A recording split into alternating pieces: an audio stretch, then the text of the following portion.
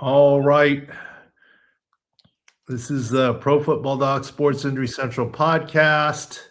Wild card weekend, or super wild card weekend. One game left tonight. Houston at the Pittsburgh Steelers, and on to the divisional round. All the matchups all set up. Of course, we don't know if it's Houston or Pittsburgh that plays New England, but everything else is set. We'll talk about injuries, about short rest grief. We'll talk about, I'm sure you'll bring up electrical substations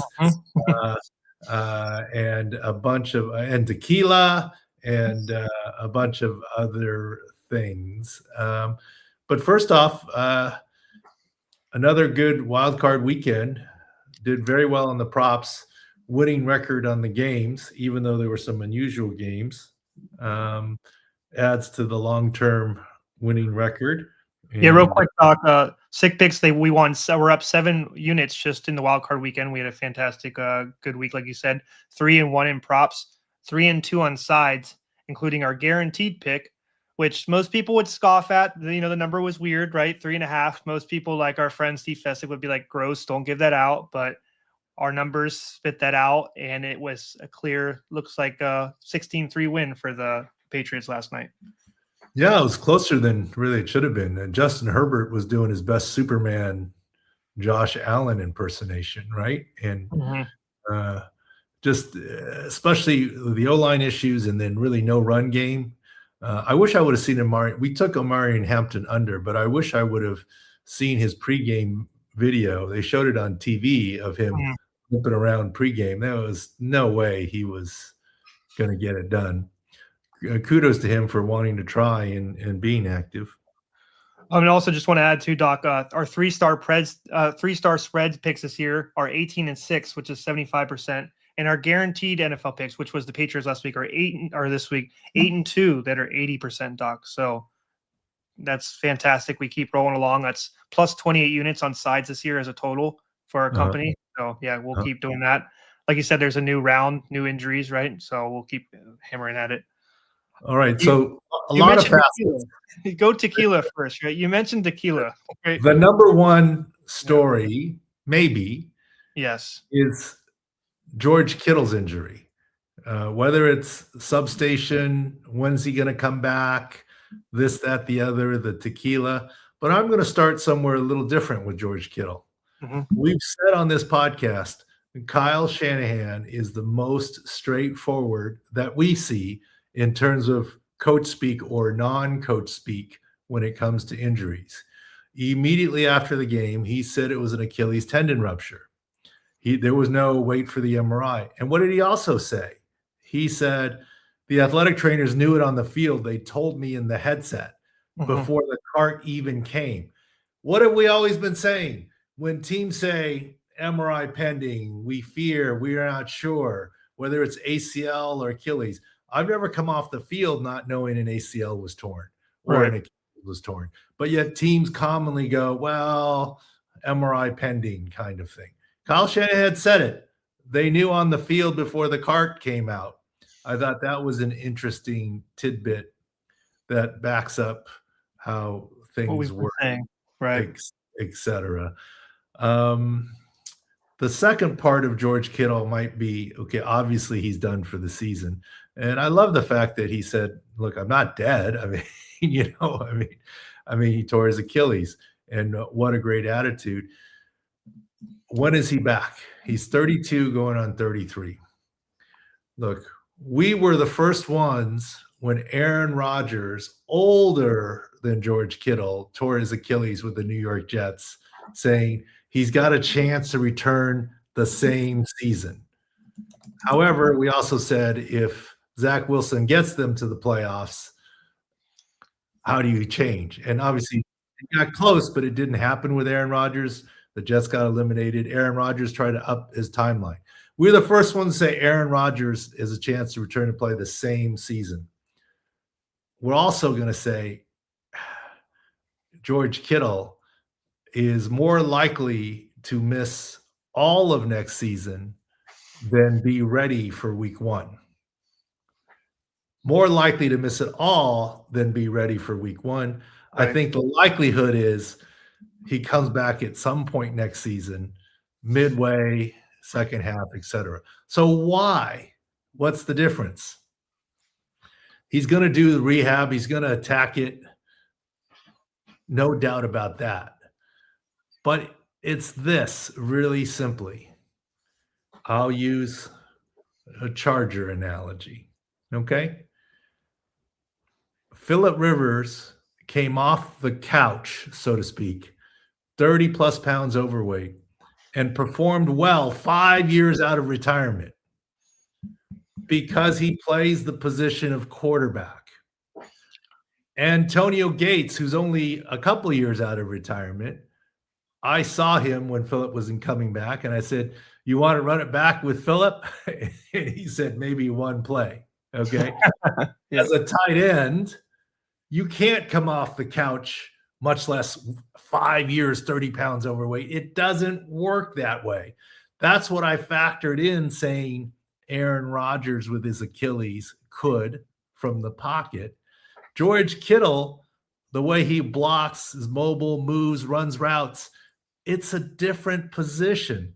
I also saw in chats, why is it in the NFL you could potentially return at 6 months, but in basketball it's 9 months or longer? It's a different sport. You have to play offense and defense. You have to react and jump. Back and forth. Right. There's less specialization than in the NFL.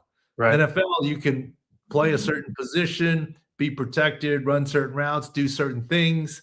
You know, if you're an O lineman, you play with a brace, support your Achilles. You don't have the full power. Quarterback, we talked about. That's why we've been optimistic about Kirk Cousins and coming off his Achilles. Open up the door for Aaron Rodgers same season, but going to say George Kittle, this is January. He is not ready for the start of the regular season, I don't believe. But Kittle is superhuman. Maybe he'll prove everyone wrong. But even then, if he comes back, he's not a guy that I drafted George Kittle in fantasy this year in Scott Fishbowl, tied in premium. I'm not drafting him next season. Okay, at some point, everyone's draftable. If he drops to the 15th round, of course I'm drafting him. I drafted him in the third round. Right. Yeah, he's going to likely start the season on PUP, etc.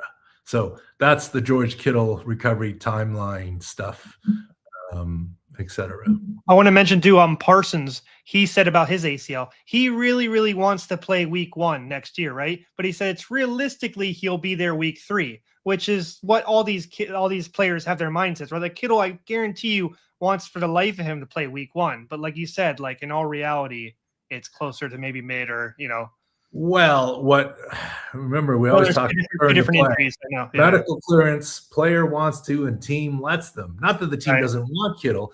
They don't want Kittle week 1 at 80% or 75%. They want Kittle closer to 100% and not risk re-aggravation. Micah Parsons, like, he can't be 100%.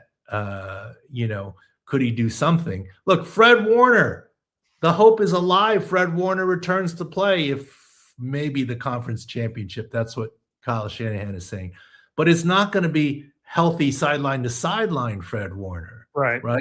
It's Fred Warner spot plays. Would I put Fred Warner in there for the conference championship game on goal line? Heck yeah.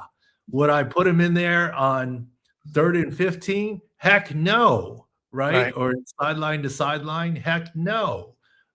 Spot usages, differences, etc. So that's the second thing on the George Kittle podcast. I know you've got more.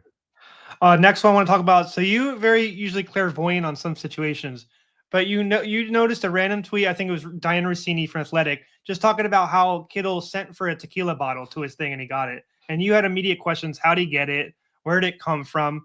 And somehow you answered them all correctly. Tell me how you got there. Well, look, to quote Hamilton, is that too old of a reference? No, you're good. He's good. John Wall Miranda is still big, right? Yeah. All right.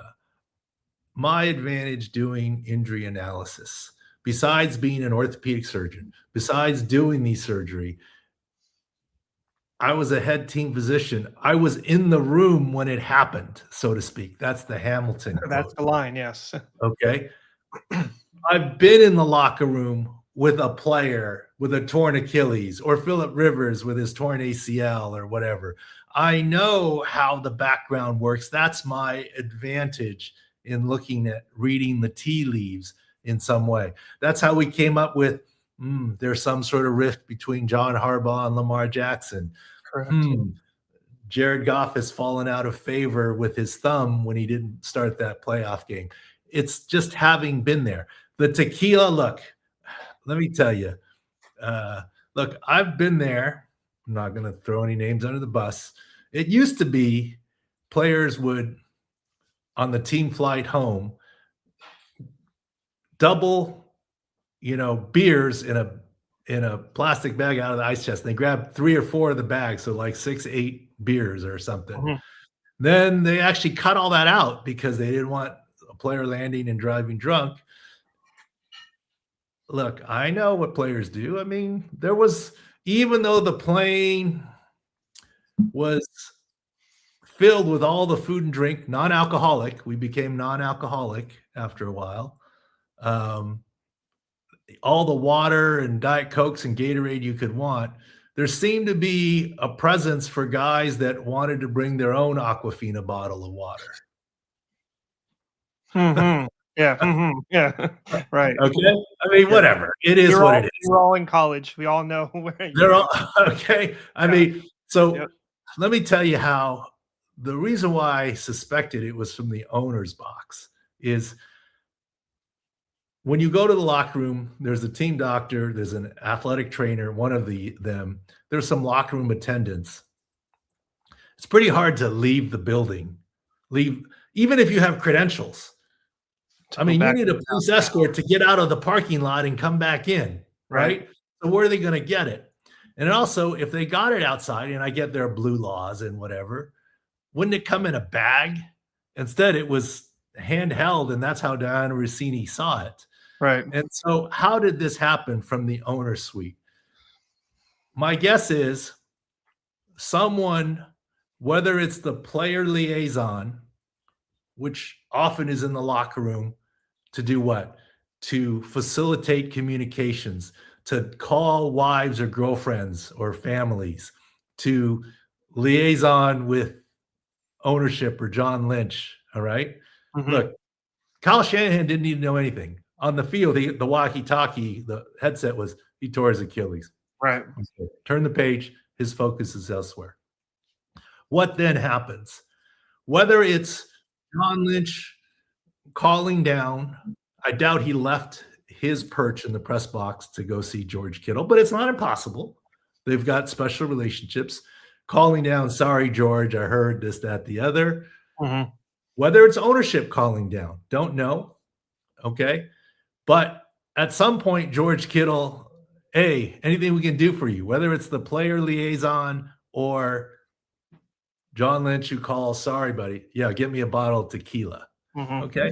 Then the locker room attendant goes, who's a lot of times 49ers based, right? Goes, hey, he wants this. Or the player liaison says this and passes it on to John Lynch or passes it on someone. We got one up here. Yeah. Runs up to the box, brings down a bottle of Patron. I mean, look, that's how I quote figured it out. I didn't figure it out. I'm just saying logistically, having been there, how does this happen? Right? That's the best way to get a bottle. Senior statesman, what can we do for you? You know, it would be just like George Kittle is, get me a bottle of tequila. He might have said it tongue in cheek. Maybe he said it for real.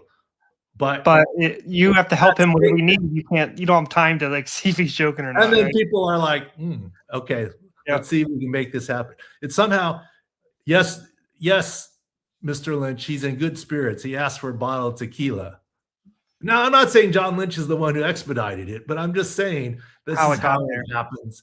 And yes, in the owner suites, they're in the back. The drinks, they're fully stocked like any fancy suite. And if they didn't have the bottle of tequila, by the time the message gets to the owner's box, they just ordered one from the suite attendant. Exactly. Yes. You know, honestly, the question then would be silver or gold, right? I mean, what kind does he want? Exactly. Yeah. We can get the bottle. What does he want now? Yeah. Yeah. Anyway, so that's just a fun thing, and I'm not making any judgment. I'm saying, if anything, you know, he's laid it on the line for the organization. The organization, you know, granted a request.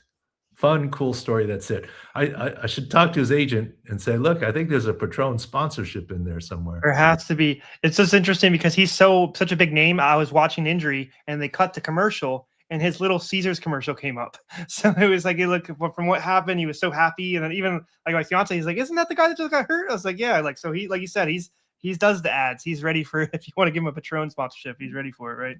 Oh, I'm sure that's natural. Yeah. Yes. So you said that the winner of the this Houston Pittsburgh game tonight, they play Pittsburgh.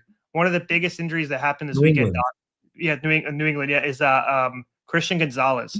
He's in concussion protocol right now. I know your stats on what's happening. We don't know for sure, but that seems like so you let me off the hook on the electrical substation stuff. That's cool. I'm good with that. I have it in my notes. No, go on. I'm so sorry. Go on. No. I'm just saying that's the last of the Kittle topic. Look, I see the headlines. Yeah, we brought it up on the because that's the first thing I asked you on the halftime show, which we mentioned we were 70% on our SIC Picks. I did match it. The first question I asked you on there is, does the station have anything to do with Kittle's injury? Because that's what everybody on Twitter is asking. But yeah, tell me your thoughts on that real quick. Yeah, I'm getting it. People have texted me saying, "Pardon my take mentioned you about the electrical substation." You know, mm-hmm. I mean, my guy, PFT commenter and Barstool Big Cat, yeah. I don't know what they said yet, but whatever. Look, it's gotten amazing legs viral, but as I said on Ross Tucker podcast, a lot of things get viral play. Like Phillip Rivers did it for the health insurance. Phillip Rivers is a full-time employee of St. Michael's. Right. He's a teacher there. He's a coach there. He's got health insurance for all 10 of his kids through St. Michael's Catholic Health Insurance. He didn't come back for that. Not to mention that health insurance is capped at 3 kids. You don't get charged anymore for 10 kids, but whatever.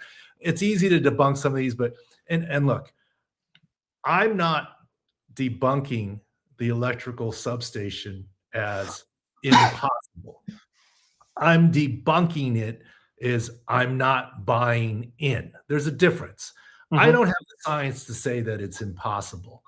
All I'm saying is the levels of the Gauss meter that were shown are so low, higher than normal, above average, so low compared to PEMF, accepted therapy. As a matter of fact, I heard a rumor Tua bought his offensive lineman PEMF sleeping beds or something like that. I don't know. Something like that. It's for soft tissue regeneration, edema control, collagen healing. Yes, it's pulsed as opposed to constant. Okay. And this is what this other guy was saying. So I'm not discounting him, but the real medical theories out there, there are some theories among doctors that potentially in an electrical substation, constant magnetic field, is there an increased chance of childhood leukemia? That's been a legitimate question, yet there are no studies to prove that it is. Doesn't mean that it isn't. Excuse me.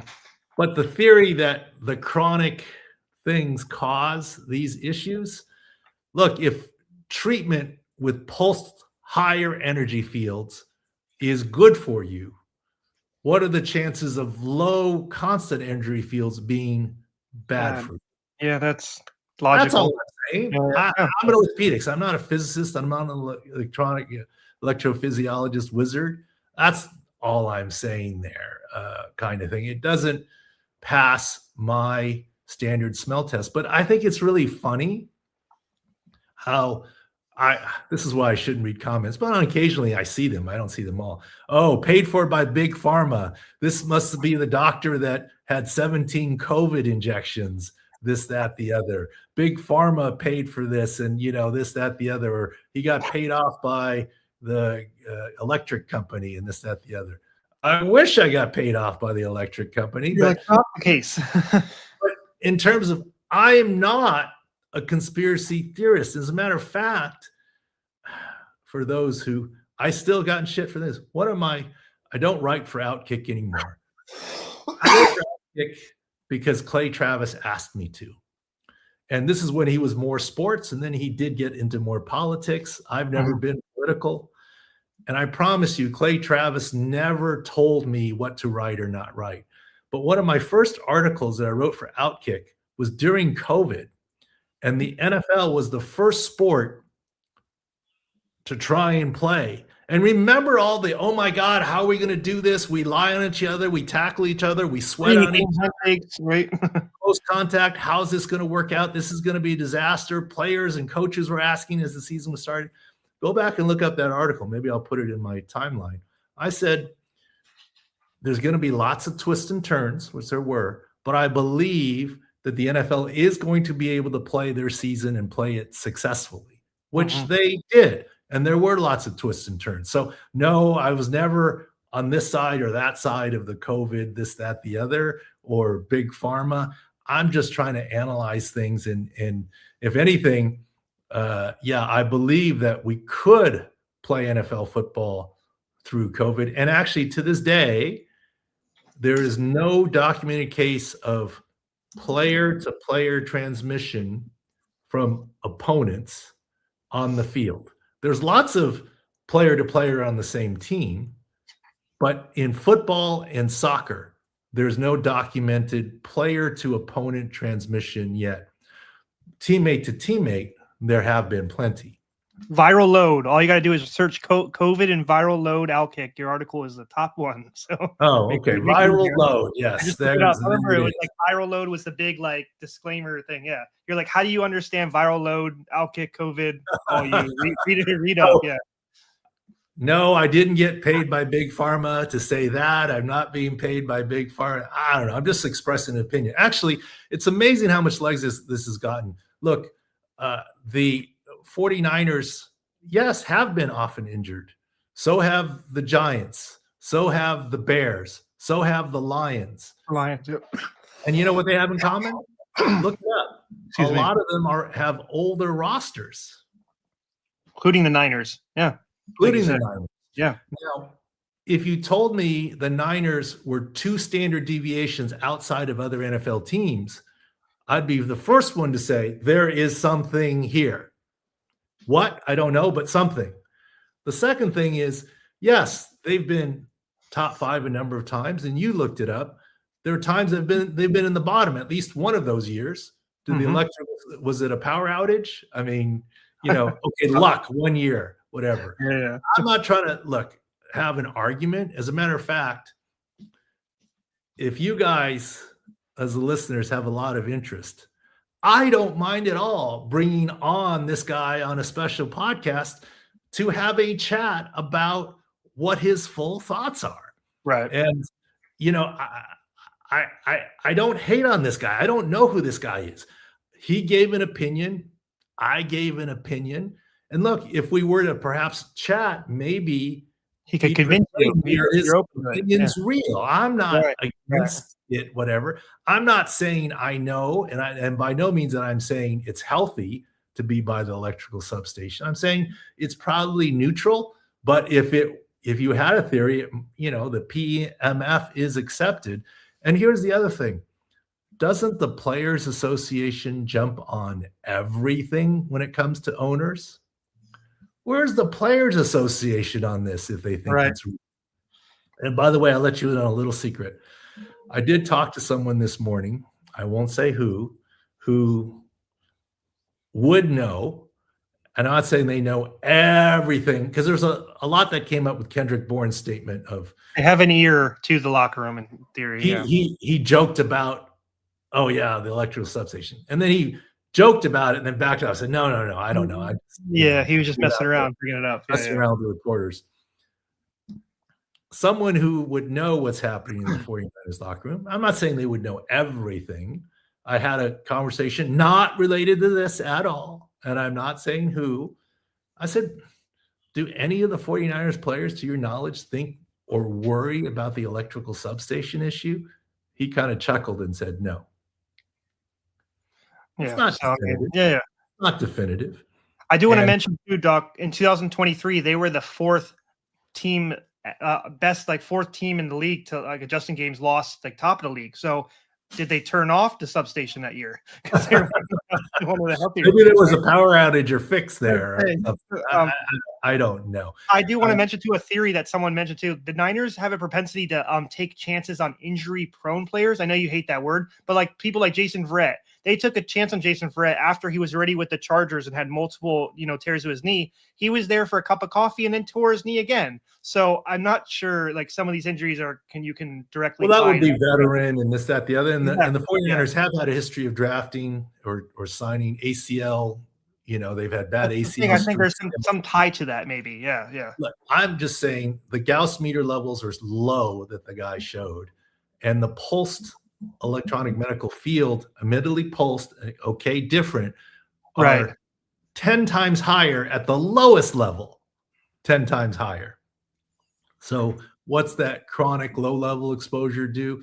Nobody knows, but to say that there's cause and effect link, I just don't buy it. But look, I'm not that interested in this, but if you all as listeners want to tweet at me, or maybe you'll put out a poll saying, do you want me to reach out to this guy? And ask him questions and do a separate deep dive on it.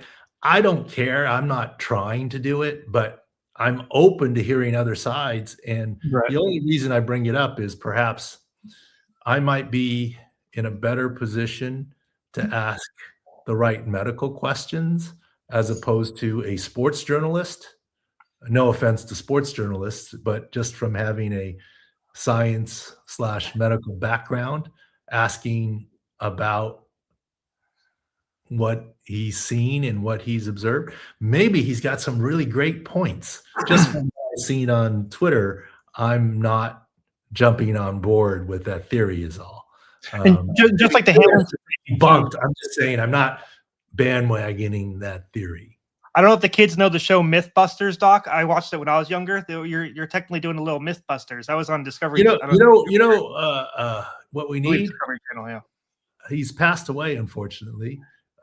John Brinkus, Sports Science. Yes, absolutely. Yes, they do. Where's John Brinkus when you need him? May he rest in peace. I love that show. I watched that when I was younger. Yeah. Yeah, we need John Brinkus to do a show like that. He would be the ideal guy to do a show like that. So if I was seen as coming at this other guy, I was not coming at him. I was just giving my opinion that I didn't think there was enough evidence to sign off on that. And as opposed to debunked, I can't debunk that theory as wrong. I'm just not buying into that theory. There's technically a difference because of the very low levels, because the medical questions more about leukemia. Even my wife yesterday, I was doing the halftime chat and the electrical substation came out. And she said, "What is that?" And I sort of told her, and she goes, "Yeah, I'd be more worried about it if it was cancer or leukemia or something, right?" I mean, that would be the more accepted potential whatever links, but whatever. We don't need to move on. I'd much rather talk about the Patron tequila side of it, and the medicine rather than this theory. But if there is demand, I'll put it out there. I promise you, I'll put them on. We're in the media company. We have to abide by. If there's an outpouring from the audience here to say, let's have that discussion, and it would not be a debate. It would be a discussion. I would want to hear his points, and I would ask questions. If you want me to do that, or desire, or let's just turn the page and talk about football. Twitter chat, let us know. That would definitely be an interesting topic. I do want to add to your Tua 100% infrared PEMF Go mats. So they're little mats you can take on the go that have these type of process they said that is safer, that's helping them recover in theory, right? So our viral guy would say, okay, PEMF, use it, but don't use it 24/7, because if you use it 24/7, you could tear tendon. You will catch rays, yes. Whatever, yes. Whatever. I mean, that's what they're saying, yeah. I'm All right, and I'm not saying EMF is exactly what's going on there, but it is a electromagnetic field, the type right? of yeah. I'm just saying. I mean, it's sort of like I know that I saw the guy does a Sunlight is Life app. It's like saying, uh, uh, you know, low levels of sunlight in general is good for you, but constant low levels of sunlight are bad for you. Mhm. I mean, is sunlight good for you or not good for you? Okay, you don't want to get sunburned, but low levels of sunlight, if getting pure sunshine is healthy, and I'm not saying it's not, there are vitamin, Mhm. medical Supplements and studies yeah. and so forth, and vitamin D, C, you name it. Okay. But if getting lots of bright sunlight is good for you, assuming that you're not getting sunburned, does that mean low level sunlight is bad for you Yeah. constantly? I mean, I don't think it's bad for you. I think it's may not be as good for you as, Mhm. getting the periodic bright sunlight, but Mhm. whatever. Neither Yes. here nor there. But yes, we've gone in depth. We've gone multiple videos. So if you ever want to check out what the situation about the Niners situation, go watch our videos and hear Doc talk about it. Also talked about it on the Ross show. Jumping into just a couple of the games going on this week, Doc. Whoever wins tonight versus the Patriots, Christian Gonzalez, I mentioned a little bit before, concussion. That's a big deal. That's their number one corner. They've already got a little better on the offensive line, but concussion, we obviously need to watch his. You know what I was surprised about the Patriots last night? I was surprised either how good the Chargers were defensively or how potentially rusty Will Campbell was. Will Yeah, Campbell and the rookie right guard next to him, left guard next to left him, guard, Derek left Wilson. left Yep, guard, the two rookies didn't look that good. right. Maybe it's rust, maybe a little out of shape from the high ankle, but they didn't And look that it was impressive. bull rush too. Like Tart and that the linebacker, the one that led to leads in sacks, can't remember his name. Khalil It Mack. was more, yeah, they bull rushed them more than just like made spin moves or anything, right? So that's we need to watch that, right? Because you have a That was interesting. Now, there's some controversy. Tony Dungy jumped in about, and Kyle Shanahan said something about rest. mhm. Remind me, the Patriots are playing when? Patriots play on Sunday and the Okay. Niners play on Saturday. Okay. So Christian Gonzalez has the full week, is my Mhm. point. Yes, yes, And they don't have to travel, which means he can get cleared on Saturday. correct. Yep. Uh, and so look for practice progression. We're not going to worry about Wednesday. You want him on Thursday to have an LP and Friday to have an FP. Then Christian Gonzalez is a go. Look, this goes to show you why concussions by video. We looked at that video. You guys sent Yeah. it. Didn't look bad in terms of his head. Now he was slow to get up, but didn't look bad. But that's why you can't judge concussions by video. Okay. So no travel, no time, short time week. And let's get into that a little bit. On the side of Tony Dungy and rest, okay, you want a level playing field. I get that. And player health and safety. I get that. And more competitive games. I get that. But TV drives the money, so that's what You the play on league. Saturday. Yeah, yeah. That's And if you say to play on now, no, I don't believe the league ever makes Monday games play on Saturday. That would be perceived to be too unfair. But they do make Sunday games play on Saturday. mhm. Um, and look, if you can't do this on one less day of rest, then you should never have Thursday games. But then again, that's maybe some people think you should never have Thursday games. But, and yes, does the time off advantage help the home team more from the perspective that Seattle and Denver don't have to travel? So Seattle's playing on Saturday, correct? Look at the Seattle and SF play on Saturday along with the Denver Broncos game. So Seattle and Denver play on Saturday, and they don't have to travel, versus Buffalo had to travel to Jacksonville, now travel to Denver. And 49ers have to travel to Philadelphia, now to Seattle. And if the short rest and travel are a big deal, and I would argue that you should never have a franchise in Seattle. They're always fly the most, and they Right. always have to go more often on Friday than Yep. Saturday than teams in the middle of the country or teams in the Northeast. And it's always San Francisco, Seattle, the Chargers, used to be the Rams, used to be Raiders that have to have the most flight miles logged, right? That's just always the case. I don't know. Yeah, in a perfect world, sure, let them play on Sunday. But then I think you could make the argument Seattle and Denver are chomping at the bit to play. Why do you want to make them wait? And I would say something too, Doc. They could have beat Seattle, and they wouldn't have to deal with any of this, and they would have had a golden situation. They would be playing in SF until the Super Bowl. And you could argue that Seattle and Denver are saying we've had long enough layoff. We want to. We're ready to go. Yes, exactly. And we're raring to go. And we've earned the favorable scheduling, the home games. And guess what? You're going to make us play next Sunday regardless. I'd rather play Saturday and play Sunday than Sunday. Play right now. Yeah.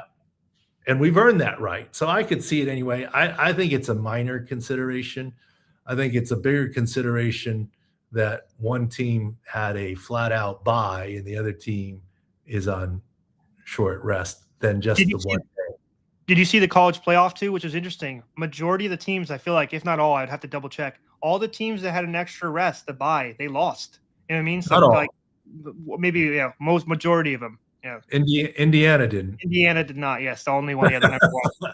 Not all. Every single one did. So it's like it goes to show, like maybe these teams would be better if they just keep playing instead. Yeah, but those are a very long bye too, right? Those are like almost 2 weeks. Yeah, exactly. Yeah, yes, they were very long byes. And no offense, but for college kids, right? That's a lot of time. Yes. Yeah. So yeah, the rest is a factor, but it's the old rest versus rust. Yep. I'll go through the games real quick, starting with that SF Seahawks game. There's still the issue for them. You mentioned Fred Warner. He's not going to be able to come this week, right? So there's still humongous linebacker issues. You saw Eric Kendricks play, which I'll admit he played better than I expected. Still a little slow going side to side, but he was good at run stopping, and he's a veteran, right? So he understands the game. But Eric Kendricks is a great player, right? Yeah, he's always been very good where he's at. Yeah. Look, he played, no question, better than I thought he would play. No question. Kudos to him. And so did Trent Williams. Played better than I thought he would play. Kudos to them. Obviously, no Kittle now. You saw them using Juszczyk in a Kittle-like fashion. Catching the ball a little bit. Yeah. And Tonjes, of course. They have no Pearsall either, right, with the PCL, so a lot of pass catchers out. Probably still no Pearsall again. But my worry about Eric Kendricks, and I invite him to prove me wrong and use it as bulletin board material. If you haven't done something for a while, and he hasn't. Now, admittedly, it's not like Phillip Rivers 5 years of rest on the couch. He's been on the practice squad. Yes, correct. Last few weeks, he's got a little bit of a running start, but he played a lot of snaps, and he played pretty well. But if you ask any player, it's the second game back. If you haven't played tennis in a while, you feel pretty good the first time you play tennis or golf or whatever. But it's that next round of golf or that next tennis match. How sore are you? And so it remains to be seen, but it'll be interesting. No question. And those teams know each other. It's hard to beat a team. They split the series, but San Francisco's win was first game of the week of the season, and they lost to them very late. So Seattle would have to beat them back to back, basically. Yes. It was a final 2 minutes touchdown by Josh Tonjes, who also that game, Kittle left the game that game too. So they're used to playing the Seahawks without Kittle, by the way. So you could have a theory that, I'm joking here, but you could have a theory that based on evidence, the San Francisco 49ers are better without George Kittle, because without George Kittle in week 1 when he got injured, they beat Seattle with Tonjes. And in week 17, when they played with Kittle, they lost to him. That's hard evidence that Tonjes Yes. is better. That's stronger evidence than the electrical substation. But let's None of his career stats matter. Just this. no, let's not. Yeah. I'm just Yeah. joking. Yes, and then also just flipping to the other team, Doc. Seahawks are extremely healthy. The only issue they have is the left tackle, hamstring issue, just like the left tackle for the Niners, hamstring issue. This is his first week back, though. He's a chance to be back. He's missed multiple weeks, so I think he'll be back. Yes, we'll monitor that too. I mean, the big issue I have with this game, we had a big prop on Saquon Barkley playing against this D line. I see Kenneth Walker and Zach Charbonnet probably being able to do the same thing. Nothing's getting better for that team. And like you said, if you add to the Eric Kendricks, maybe not 100% this game, then opens the door up for a little bit. Even you got a tight end action too in the middle. Next one, Doc, is the Bills. Everybody's asking about Terrell Bernard. They got a lot of their players back. Do you expect their top linebacker to be back from the calf injury? One thing, Shaq Thompson did play really well, right? They have a good little mixture of depth linebackers there. But tell me about Bernard. Shaq Thompson played very well. Yeah, calves are hard, right? They linger, especially if you're asking Bernard to go sideline to sideline, right? And I'm not sure what the weather is like in Denver, but if it is weather that adds to muscle injuries, he's got a chance. Obviously, he didn't make it this week. He's got a chance. We'll see what happens. Buffalo played a great game. They have defensive issues at every level, but if Bernard comes back, that helps them quite a bit. Gabe Davis isn't a huge deal, but it becomes a little bit with Josh Palmer and IR. They don't have a true number one wide receiver. You saw a pretty significant knee injury for Davis in that game, Gabe Davis. Yeah, I don't see the latest, but he got hit in the thigh and a big what we call valgus force to the knee. It's at least an MCL sprain tear. He could have gotten his ACL as well. But anyway you look at it, Josh Palmer is not playing in Denver. Not Josh Palmer. Gabe Davis. Gabe Davis. Well, neither Josh Palmer either, but Gabe Davis is not playing in Denver and likely beyond. His season is likely over, and Josh Palmer too. So more Superman stuff for Josh Allen coming. Someone pointed out something. I don't know who it was. I don't remember. Might have been Paul Hembo, who we had on the podcast. That superstar, absolutely, yeah. He said that the Bills were among 22 teams that voted for banning the tush push. They were. Did it successfully 4 times in this game. Look, if you can't beat them, join them. I don't think there's anything wrong with that. I mean, nobody's saying – you're saying, look, let's change the rules. Oh, the rules didn't change. Okay, we'll take advantage of the rules. Yeah. Look, if it's not holding, if you do this, well, okay. If you ain't cheating, you ain't trying. You go along with it. And you got a quarterback in theory that is pretty perfect for that tush push, right? He's a pretty big guy. He just gets all across the line quick. But like you always said, it's not about the guy running. It's about how the offensive line stays, together. To move, yes. Exactly. Next one I have just the Denver Broncos. Go back to Bills real quick. Like you said, there's tremendous defense issues, not just Bernard, Ed Oliver. You have Jordan Phillips on IR. That's multiple D tackles. DeQuan Jones is not 100%, right? So Denver Broncos, though, they don't have J.K. Dobbins anymore, but R.J. Harvey has been really good, end of the season. That could be potential matchup right there. Dre Greenlaw with his hamstring, Doc, it might be hard for him. We were just bringing Greenlaw. He's one of the guys that maybe was affected by the electro field, right? So kidding. But he's on the Broncos now dealing with his own injury issues. I don't know if they transferred over. But big issue is Brandon Jones. Big deal for their secondary. He's still out IR. But everything else, they're one of the healthier teams. What do you see in this game? Just the fact it's the Denver's offense healthy versus Broncos defense looks like it's the top matchup right now. Yeah, and this will be a game for Bo Nix to step up, right? Yes. We need to step up. That's what it's going to come down to. I think it's going to be a close game, but from a health perspective, I think it's favored to Denver. One of the things you taught me back in the day, Doc, is like if there's a hangnail on Tom Brady, you got to write an article about it. Not quite the hangnail, but finger issue for Matt Stafford. What are you seeing for him? Yes, Matt Stafford. Look, I know you guys are great. You guys showed the video, slow motion, index finger, and Matt Stafford. I don't want to get too granular. Matt Stafford has a 1-4-1 grip. What does that mean? versus a 252. You can look it up online. Bottom line is his grip is middle finger dominant, Right. not index finger dominant. An index finger injury for someone who's index finger dominant, meaning the last finger that touches the ball to steer is the index finger, is a bigger deal. Index finger injury is a bigger deal on those grips and quarterbacks. That's why we said it's something to watch, but we don't see it being a huge factor. Also, because it's Matthew Stafford, right? He always plays through. And I love Greg Olson. I heard him saying, it's either the greatest coincidence in the world or that finger is bothering him. Right? Fair comment. He had a stretch there where he was 0 for 7, right? After that. Then he completed 1 or 2, but how did he finish? He looked pretty good on that final drive. He did, yeah. Yeah, we were under on his prop, and he got over just on that drive alone for passing. That's the one prop that missed. Yeah. The competitive game, Matthew Stafford. Look, if you had told me Matthew Stafford is going to have to play 4 quarters, yes, it's over on the prop. It's an over 100%. Yes, exactly. But if he doesn't have to play 4 quarters, obviously it would have been 3.5, 3 3/4 quarters. He would have been under, but he got it on the last drive, and he was throwing dimes. He looked good. So, is it something to follow and watch? Sure, but because of his grip, I don't expect Matthew Stafford's index finger injury to be a huge deal going into next week. More worried about the O-line with Rob Havenstein and Kevin Dotson. Kevin Dotson, if they can come back, yes. With ankle injury, yes. Next game, the Bears.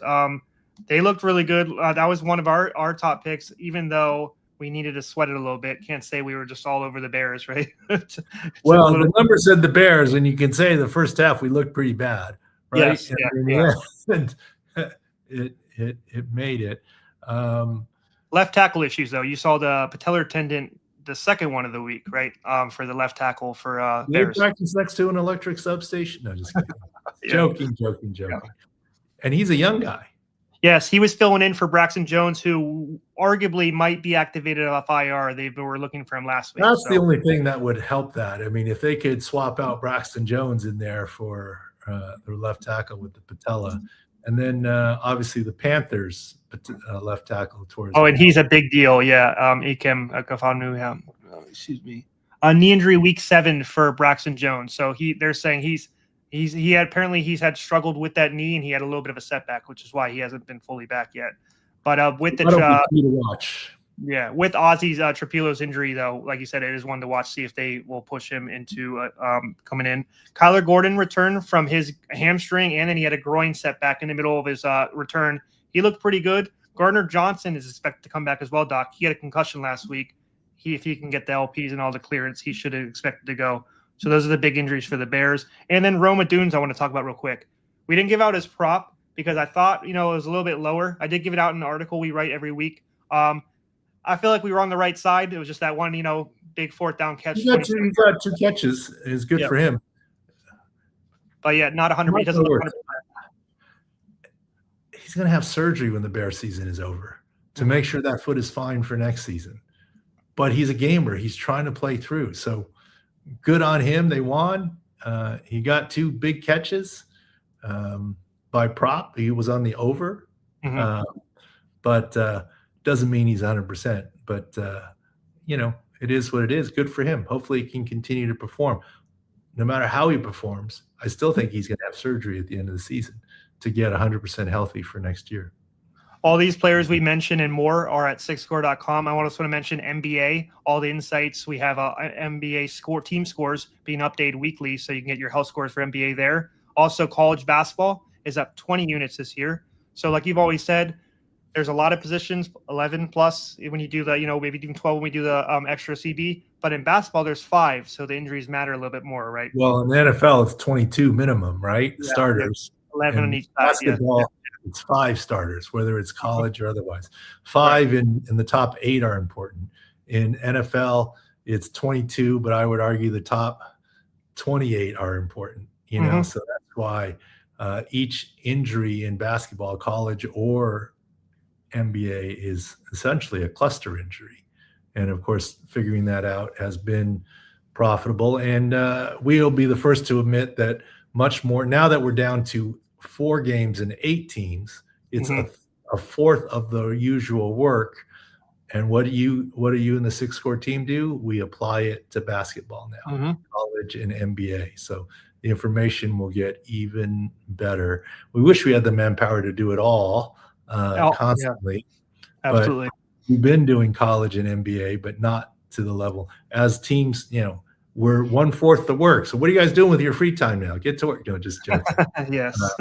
but no, Yeah. and of course, college and NBA stuff. Okay. But yeah, anything else, Doc? We can wrap it up. Anything you want to go? Like I said, go to sixscore.com if we missed anything. Like and subscribe, Doc. Thank you very much, and we'll see you this weekend, I assume. Yeah, and then let me know if you guys want me to bring on Sunlight as life guy. I'll do a special pod with him, and honestly, give a very fair shake of tell me what Right. you're seeing, what's your background, how do you arrive at this, what's the science. Ask him questions about things legitimate, not a hatchet job. I wouldn't. We're not going after him. We don't want him to go No, after no, I us. don't even know the guy. So Yeah. I'm open for it. If there's demand, I'll try and find it. If there isn't demand, let's leave it be with what we've already said there.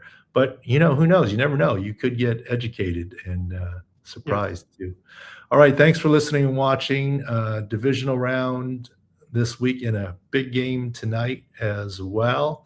We have our opinions on that as well. There'll be some sick plays and Yep. the boys tell me we had sort of they put out an offer. I think they're going to extend the offer.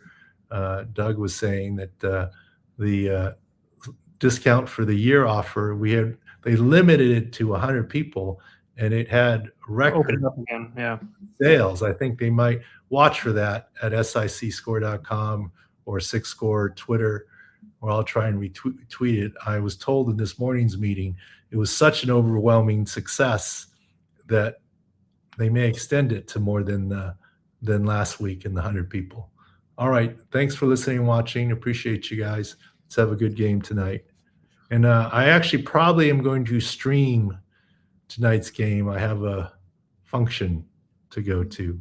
There you But go. but it'll still be good. It's a sports related function kind of deal. All right. Thank you.